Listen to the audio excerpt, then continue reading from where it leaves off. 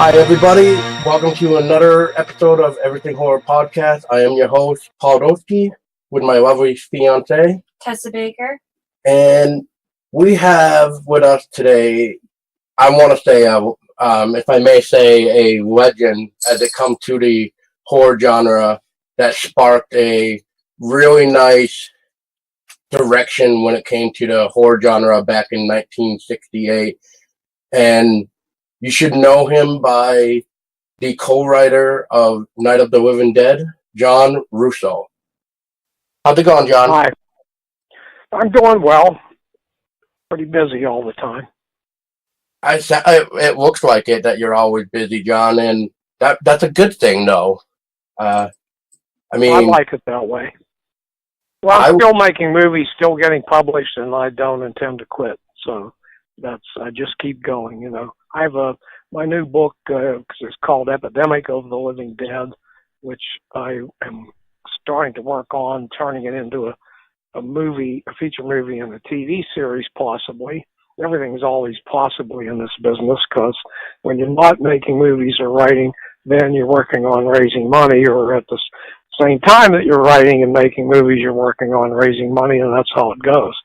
So I've got some pretty influential, powerful people behind that project, and it's getting really good reviews all over the place. So hopefully it will happen. But I'm always working on more than one thing at once. You know, that's what you have to do. So at this point, I've got about 30 published books and 15 or 20 movies and magazines and comic books and every other thing that I've done over the years. So I'm prolific. That's how it is. Well, I must say that's pretty impressive, John. Especially, you have 20 films and 19 published books, and I have 30 published. I have about 30 published books. 30. Okay, well then that number needs. I mean, I don't always update my profiles and things. It's too much trouble, you know. I mean, I have too much to do. So that's completely understandable, John. At the point you probably read something that was written when I had 19 books published, but now it's about 30. Yeah. Fiction and non-fiction. Well, either way, that's pretty impressive. And so, John, for the first question is, what actually what inspired you to start writing? Well, I discovered I had writing talent when I was in the fourth grade, and we had a substitute teacher in my fourth grade class, and I had the highest grades in the school. So my regular teachers, they knew I was pretty bright, if I may say so, and I'm just stating a fact. So they wouldn't have been surprised, but the substitute teacher was surprised, because she wanted us to write a poem. Well, I had never written, none of us had written a poem before. I wrote this poem, and she spent the whole rest of the class looking through all the books in the little library we have, which was just a couple bookshelves in the classroom. And she was trying to find out where I copied the poem from. She didn't believe I could write it on my own. So, you know, with that and a couple other things that happened, I knew I had writing talent. I didn't probably seriously think about writing until I was ready to graduate from high school. And I've always been the type of person. I wanted to do things my way, and I didn't want to work for somebody else, and I didn't want to have some straight up and down job. So, you know, the idea that I was graduating from high school and have to go to college and work for other people. And I was already working for other people, summer jobs and stuff like that, and they were pretty tough and low pay. So I started writing a mystery novel. I liked mysteries, and I, at that point, didn't have the craftsmanship really, and I didn't finish it. You know, I did write a short story that I still have. And then I went in college, I continued writing. I wrote a novel based on my time in college, which was pretty hilarious. And, you know, that book never got published. Again, I was developing the craftsmanship. So, and then I went into the Army and wrote another book while I was there. Again, none of them got published, and but here's the thing: I kept all that material. I still have that stuff, which I advise every writer to do. Don't throw things away, and because parts of all that writing have worked their way into books that I did get published later on. So, and sometimes reworked and sometimes not reworked so much. So anyway, then when I got hooked up with George Romero and Russ Streiner and so on, we had this little film company. We all wanted to make a feature film. We didn't want to make commercials forever. That was just a stepping stone. And we just worked our butts off and slept on the studio floor a lot of the time and worked for 3-4 days with no sleep a lot of the time, and just put all the money into buying equipment and studio space and so on. And as soon as we had a 35 millimeter camera, I said, George and Richard Ritchie was the first zombie in Night of the Living Dead that gets shot. He gets shot in the chest and doesn't go down, and it's when the hands crash into the window, and he's one of them there, and finally he gets shot in the head. That's when he does go down, in case you want to know who Richard Ritchie was. But in 1967, he was working in an ad agency that we helped get him that job when he got out of the Navy, and he and George and I were eating grilled provolone sandwiches and sipping beer, and George and I were bitching about the fickleness of our commercial clients. When they had a little bit of money to spend and needed a good creative job, they came to us, and when they had a lot of money to spend, they ran away to New York so they could see the Broadway plays. And that's how it was. And Richard said, well, why don't you do something about it? And I said, well, we bought that 35 millimeter camera last week. What if 10 of us kicked in $600 each, and we'd have $6,000, and we could make some kind of film if we shot black and white and work printed it down to 16 millimeter, because all our editing equipment was in 16, and then maybe we could sell it off the work print, and the edited work print. so George got all excited, like he always did anytime there was a prospect of making a movie. And he said, we're going to make a movie. And he banged his hand on the table, and all the bottles and glasses and ashtrays went flying, and people stared at us. And Richard said, you guys are crazy. And so I said, well, do you want in or out? He thought for a while and blew some smoke rings and said, I'm in. So that's how it started. We went back to this was obviously the beginning of Night of the Living Dead. And we went back to the studio. We only had 5 people working in our little company at that time called The Latent Image, but we had some close associates like Richard and his cousin Rudy and some other people.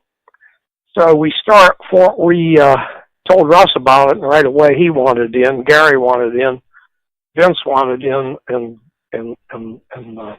Larry Anderson was kind of the oddball of the group, and he didn't want in. He thought we should raise the $6,000, but make a kick-ass TV spot that would help us sell bigger budget TV spots. So he never did come into it, and he left the company not long after. So then we just formed a company called Image 10 with the 10 people. Everybody kicked in $600, and that's what got it started. That's impressive. Yes. That is impressive. And John, real quick, can I say thank you for your service? And Pardon me? Thank you for your service. Oh, you're welcome. We know that with Night of the Living Dead had a title before that, which was Night of the Anubis. Well, the script is copyrighted under the title The Anubis, the Anubis is the Egyptian god of death, and that was George's idea, and too esoteric. So I'm pretty sure I was the one that came up with Night of the Living Dead. It was a Night of the Flesh Eaters, and then there was a movie called that, and we got a letter from their lawyer, and we changed the title to Night of the Living Dead, and I'm pretty sure I'm the one that came up with that. And I wrote all the promotional stuff, even the lines that are on the poster and most of the lines that are in the trailer. I actually wrote most of the script. And, you know, George and I were the two writers in the group at that time. So we bashed ideas around. I said, George, you know, whatever we do, it ought to start in a cemetery because people find cemeteries spooky. Even Abbott and Costello meet Dracula when that coffin, they're standing over that coffin and the candles are moving over it. It's funny, but it's scary at the same time. And so I started working on an idea where these kids steal a case of beer and they're hiding it in a cemetery. And the original thought was that these teenagers from outer space land in this small town and they become friends with the Earth kids, and now the Earth kids they have these special powers and they're wreaking havoc in this town and driving the sheriff crazy. Okay, and then we found out. Well, we figured out pretty fast we didn't have enough money to do any kind of spacecraft landing and those kinds of special effects. So we started thinking about horror. So then I started with the same idea: kids hiding beer in the cemetery. They get caught. The one kid gets grounded, runs away from home. He's running through the woods, and he steps through a pane of glass in the ground, and underneath that pane of glass is a rotted corpse. And the premise was that the aliens have come to Earth, but they're already here, so I don't have to show a spacecraft landing or any of that stuff. But they're here and they're after human flesh. So George came in by around that time, and he had written about 20 pages or so of a story that has started with a girl in a cemetery, and she's being chased after her brother is attacked, and blah, blah, blah. And I read it, and I said, you know, George, this has all the right twists and turns and suspense, but who's chasing this girl? You never say. And he said, I don't know. And I said, well, and what are they after? I said, it seemed to me they could be dead people. And he said, that's good. I said, well, what are they after? You don't say that either. They don't bite, they don't claw. What? He said he didn't know that. I said, well, why don't we use my flesh-eating idea? So that's how they became dead people after human flesh. And without those ideas, you don't have Night of the Living Dead or anything that came after. Then George got tied up with a commercial client that wanted only him as their director on some TV stuff. And I didn't want the project to die, so I just picked up the ball and I wrote his story into screenplay form, rewriting it as I went, and then I wrote the whole rest of the script myself. So I actually wrote most of the script, and I came up with most of the main ideas. The whole plot of the second half, the escape and everything else, that all came from me. So George often didn't give me credit for it, such as this business. George was a great guy, but he had his weaknesses. So eventually I got kind of pissed about it and started telling the true story, and that is the true story. So there you go. Wow. Well, I did notice that you were uncredited a lot for Night of the Living Dead, and you also did the Washington military reporter as well. And I was the general's driver in the Washington D.C. scene, and I was the one that got the tire iron in the head. I fight with Dwayne, and he puts the tire iron in my head.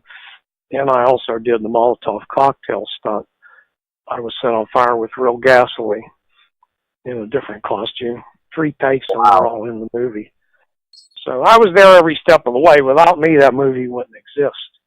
Not only because it was my idea to make it in the first place, but the main ideas of the main concepts were mine. So correct. Yeah. So anyway. Yeah. Well, I have to say that Night of the Living Dead is like my all-time favorite movie. Like, I think it was incredibly well done, and it's just always been a favorite of mine, like right at the top of my list. So thank you making it. And all these stories, the thing is, I've told these stories 100 times, so you're not really doing anything new yet, if that concerns you. And I have a book called The Complete Night of the Living Dead Film Book. And I didn't tell the story in detail when I wrote that book about how the script got done. I didn't want to rain on George's parade. I've always rooted for him, wanted them to do well, helped him out whenever I could, and including giving him permissions to use things that he needed permission from me to do, like Dawn of the Dead. I had to sign off on a lot of stuff or he would have lost his distribution deal. And then when we did Return of the Living Dead, his partners turned around and tried to take the title away from me. I had to go to New York to testify with Ryan and Hemdale's lawyers, and the MPAA ruled unanimously in my favor. So, wow, I did not know. Those are just some of the crazy twists and turns of the business that never ends, The business is always corrupted somewhere. Self-interest, I have a motto when I do a project, and what it either works for everybody or it works for nobody. I try to put it together in such a way that everybody knows exactly what's happening, they agree to what's going to happen, and they get fairly paid in terms of credits and money if there is any money.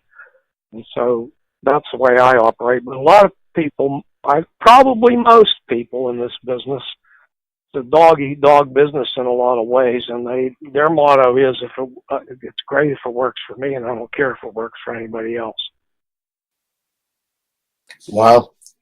Well, I don't know if you heard me, John, but I was like saying the business is usually always corrupted one way or another. It's pretty sad, though, especially nowadays, it seems. Well, there are a lot of charlatans in the business. There's a lot of famous people that don't really know what they're doing, and what they do is they shoot 30 times as much footage as going to end up in the movie, and they dump it on an editor. And they really don't know blocking and pacing and all these other things they're supposed to know, but somehow they get a reputation and land some money. So that's true. We did my newest movie is really good, and it's in distribution through ITN Films out of Las Vegas. It's getting good reviews, and audiences love it. My Uncle John is a Zombie, which you can go to the website, myunclejohnisazombie.com. And I play the lead role. And I wrote 3 of the songs in the movie, and 2 of them I sing as a zombie, and all of that's getting good reviews. Zom, zom, zom, zom, zombie dooby, zom, zom, zom, zom, zom, zombie dooby, zom, zom, zom, zom, zom, zombie dooby, zom. Zom, zom, zom, zom, zombie dooby, zom, zom, zom, zom, zom, zombie dooby, zom, zom, zom, zom, zom, zombie dooby, zom. Well, I love you, darling, love to munch on you. I want you, darling, to make a lunch of you. I need you, darling, I need to munch on you. Well, come into my heart. I need you, darling, I want your body parts. Come here, darling, let me munch on you. Well, you see, I never hate nobody like you. I crave your body, yes, I crave your body. Strawberries and whipped cream too. Come, make my dreams come true. I need you, darling, I wanna munch on you. I need you, darling, I'd love to lunch on you.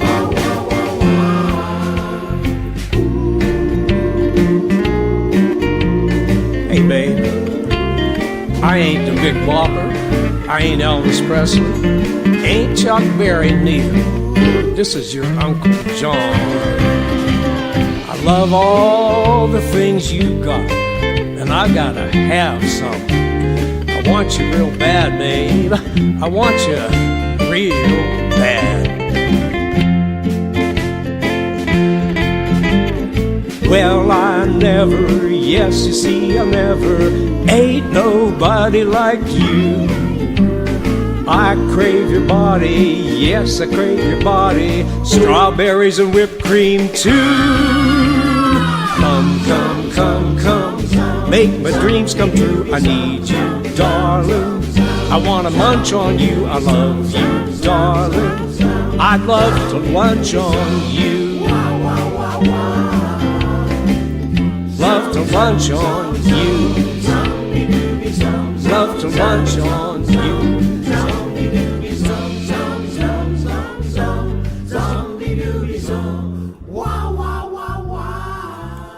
Where's it going? I don't know. Where's it going? So this was a real kick, and my co-director was Rob Lucas, and he and Gary Vincent and I produced the movie. So there's a lot of information on it on the website.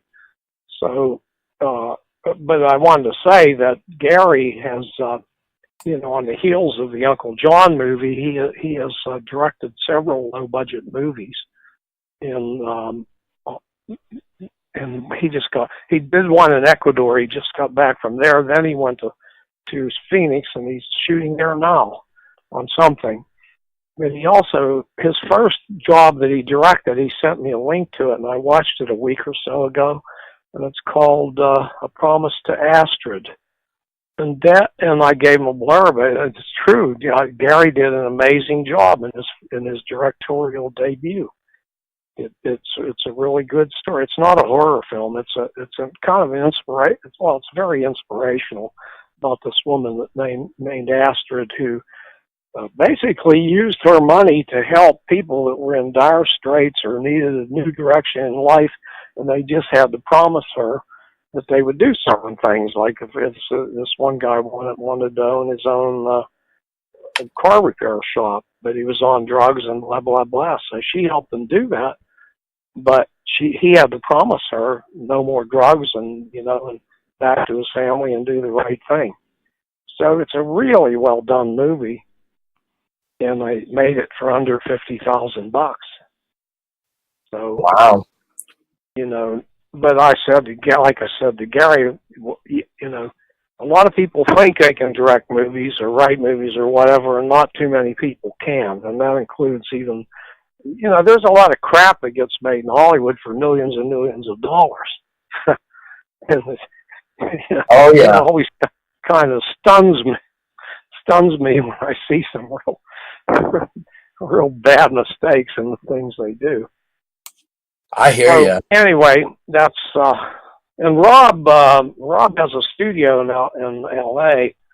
Rob Lucas, and he produced the Night of the Living Dead 40th anniversary documentary, and he's been a videographer for Kirk Hammett of Metallica. So he got me in with Kirk and the band, and Kirk has one of the biggest horror collections in the world, worth millions. And so, it's really great. I've been to a couple of Kirk's events, and they're just terrific. We get treated like we're rock stars. We get the same celebrity treatment as the bands do. So that's a kick. And Rob shot the Slayer video, the one that, I don't know if you've ever seen it. It's shot in a prison. I think it was 2015, and it was the top music video of 2015. So Rob is a very accomplished guy and a great friend. And so is Gary, and they're both honest and reliable, It's great. And they're also, the acting in My Uncle John as a Zombie is very good. We have Sarah French, we have Chuck Corby, who was in another movie I made called The Mob Boss and the Soul Singer, and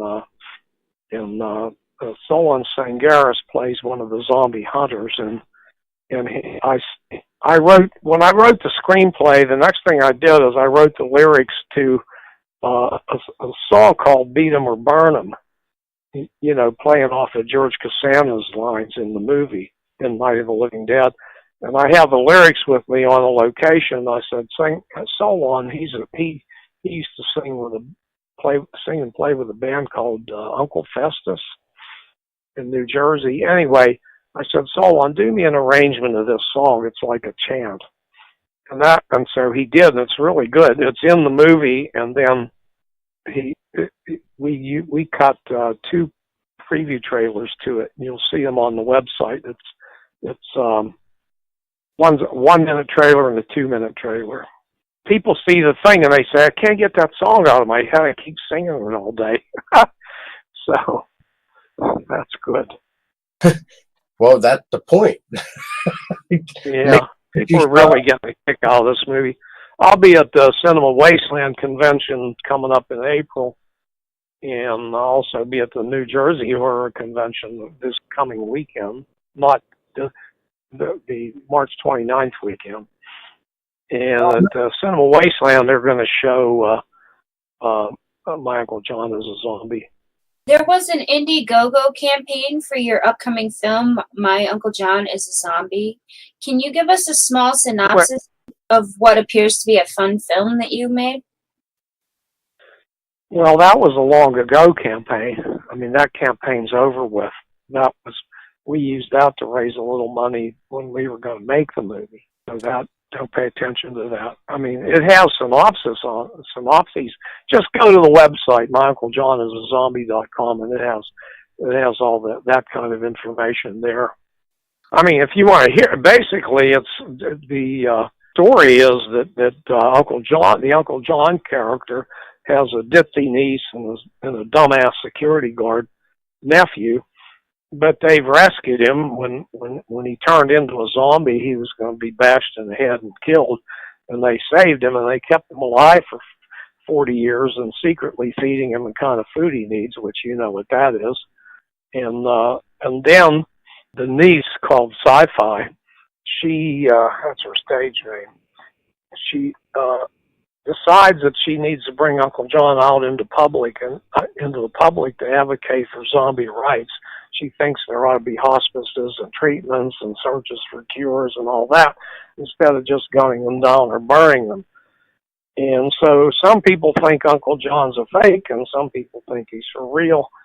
And then the Zombie Research Institute does tests on him and find out that his blood's really coagulated in his veins, and he's actually dead.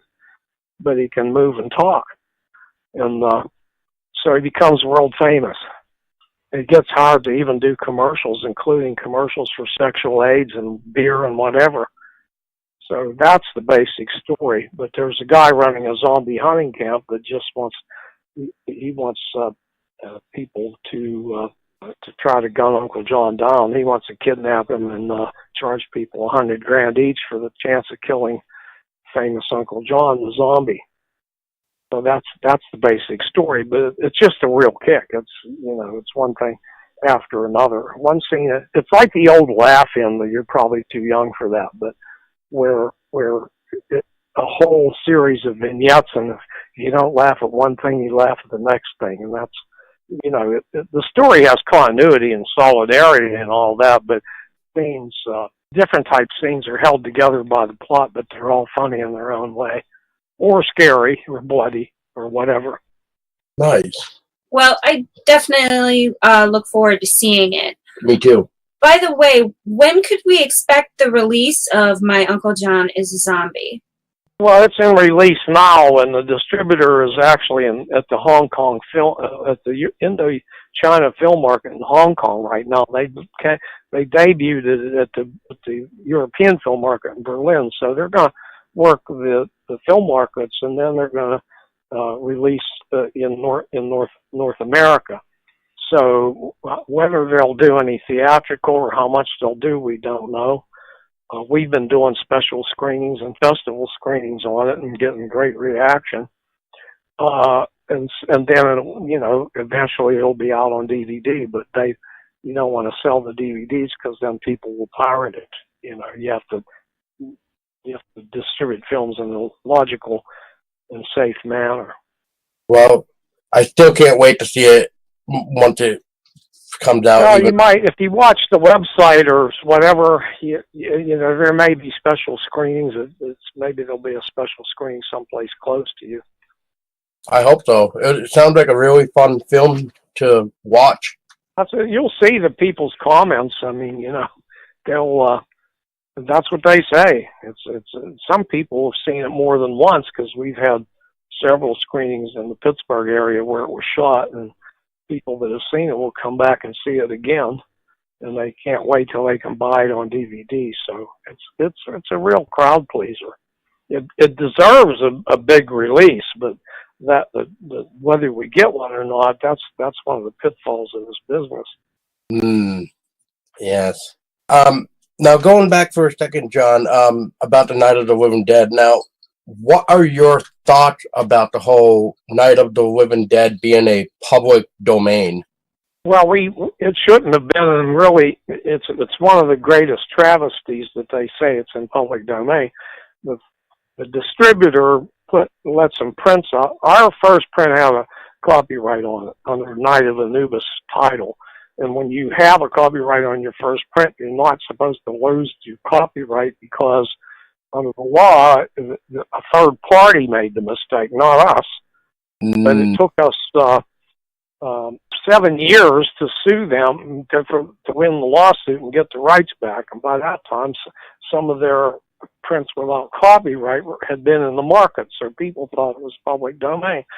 We actually had a registration on it until 1995, and then some asshole in the Copyright Office decided to try to revoke it. So we kept fighting it all the way, and it's one of the greatest injustices of the whole motion picture industry. We've been ripped off for millions and millions of dollars because of it, and it's not and through no fault of our own. Wow, it just sounds like it's a one headache after another, and well, you know, it launched careers for those that wanted it. Most of the people involved with the movie didn't do much after that, but George and I were the two that went on to do a lot, you know. Right. So that's just, I don't know what else to say about that. Yeah, it's just one of those headaches, I guess. It's all we can really say about it at the moment, and hopefully down the road it gets resolved. If it's still not resolved, I know you said you've been fighting it every step of the way, but I don't know if what I'm reading on the internet, which most of the time the internet is bullshit anyway.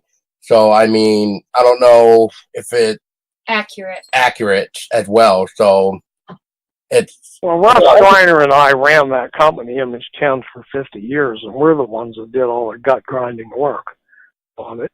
Now it's being run by Russ and his brother Gary and some other people, and what they're going to do, I don't know. But I don't really now. I have to put my attention toward other things. And it grinds your guts every time some unauthorized thing comes out, but it's constant and forever. Wow.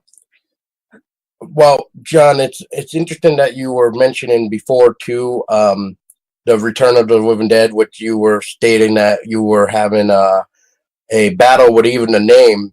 And to be honest, that's actually another favorite film of mine is the Return of the Living Dead. Yeah, both of us actually. And thank you. Oh, thank you so much for making it. I'm just wondering too, so what would the transformation because I did read there was a Return of the Living Dead book before it became a movie. Well, Rudy Ritchie, again, most of the ideas that went into the original script were mine. I turned them over to Rudy Ritchie, who was partner with me and Russ Steiner at the time, to write the first draft of Return of the Living Dead, a straight horror script. And different people that read it wanted it revised. I did all the revisions, and I was supposed to direct the movie.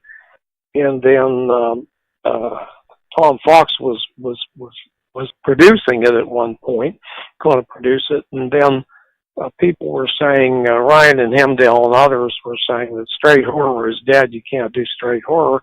You have to turn it into a comedy. So Fox paid us a lot of money to buy the script outright, and then he hired Dan O'Bannon to rewrite it. Meantime, my script, I wrote a novel based on my script, and it was published.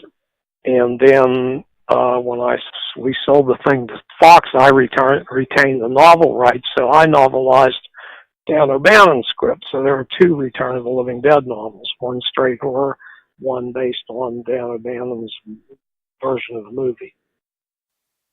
Wow. Night of the Living Dead was more of like a serious zombie film. Yeah. Whereas The Return of the Living Dead, there was more comedy in it. Well, like I said, I had nothing to do with the comedy. That, like I said, Dan O'Bannon revised it to turn it into a comedy, and it's pretty much a complete revision. What I wanted to do was just take, Night of the Living Dead concentrated on a group of people in the house being attacked, and you didn't know what was going on. Return of the Living Dead, the straight horror version that I wrote, dealt with, the breakdown of society as a result of this epidemic. And, you still have to fight the zombies, but now you're fighting other people that want to rape, rob, and pillage. It just like happens in that, in the uprisings and so on now. You have the bad guys around now. So that's what the original Return of the Living Dead is about. And then Dan O'Bannon revised it, made it into a comedy, which I liked it. I thought it was very good. And I novelized it, and that was it. And he liked the novel, so. But John, thank you again for coming on, and for your final question. What can we expect to see from you in 2019? Well, you're already seeing it, some of it. And then, my Uncle John is a zombie in my new book, Epidemic of the Living Dead, which, and the Publishers Weekly did give it a great review, among others, and they said that it takes the whole zombie thing in a new direction, and it does. So, and that's, to me, what you have to do. I don't like tired carbon copies. Or Walking Dead, for example, was a total Night of the Living Dead ripoff. George despised those people. Now, I met those people back when they were selling comic books, and their first comics was it was Night of the Living Dead all over again. So they got lucky, got some money, and now they're all healthy. Wow. They wouldn't exist if it weren't for us. So that's, and that again is how the business goes. So resent them, I might sound like I do, but I don't. Well, it's just what happened. If you get bitter, if you become bitter, then you're done. There are people that they'll write one thing and they have one egg in their basket, and when it doesn't sell, they blame other people. They become bitter. They don't do anything else, and that's how their careers are over before they even get started. I think I noticed that we're friends on Facebook now. Yes. Well, so you'll see. I mean, I'm on my Facebook page pretty constantly, so you'll see when new things. In fact, the trailer's up there. I'm friends with the band Guar, and Brad Roberts is the CEO and the drummer, and he actually posted, because they're in the movie, they're in the Uncle. I wrote a part for Brad and his wife, and it's a neat little scene that they do, and he posted the trailer up there on my website and talked about Jizmak Dagusha being in the movie. So, well, wow.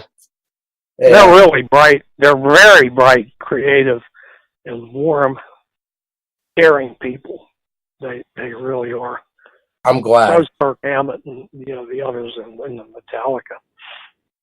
Wow. Well, I don't want to keep up anymore. Take any more time away from you, John. We know you're a very busy man. Yeah, you're very busy, and I hope you have the good rest of the weekend. If you would ever like to come on and talk with us about any of your upcoming project down the road, like my Uncle John and stuff, maybe down the road or something, we would love to have you back so we can talk more. Okay. Well, good luck with it. I hope it serves your purpose. And, I appreciate it. Well, I appreciate you coming on to talk with us, John. It means a lot to Tessa and I. Thank you very All much. right. All right.